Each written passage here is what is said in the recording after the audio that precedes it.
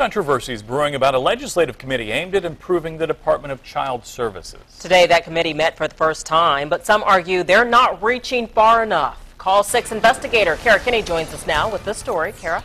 Well, Erica, many of the items on the agenda are issues addressed by the Call 6 investigators, such as the child abuse hotline and case manager turnover. Today, for the first time, a committee of lawmakers and community leaders gathered to examine those problems, but some raised concerns about the process before it even started.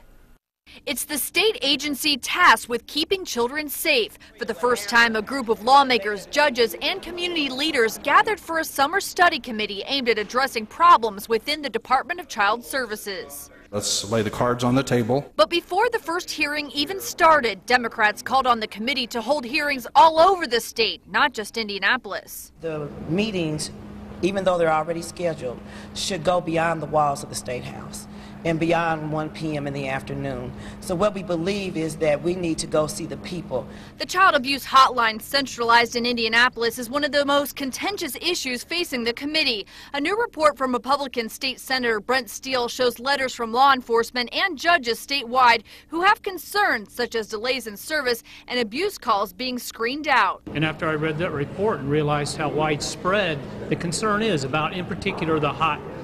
Cindy Booth is director of Child Advocates, an agency representing Hoosier foster children. The concerns that I hear about the hotline are from my colleagues around the state. They've had the local knowledge. They know the people that are typically involved in the child welfare system, and they're worried that that knowledge and that experience with those folks has been lost with a centralized 1-800 number.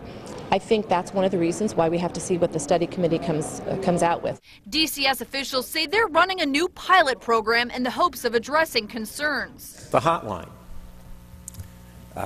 It is something that we need to look at seriously, and we intend to listen. Another concern is case manager turnover. As the Call 6 investigators told you, it's on the rise, and at the hotline, the turnover rate is 50%. RTV6 caught up with Governor Mitch Daniels, who says the hotline and DCS will be making changes. But you can always get better.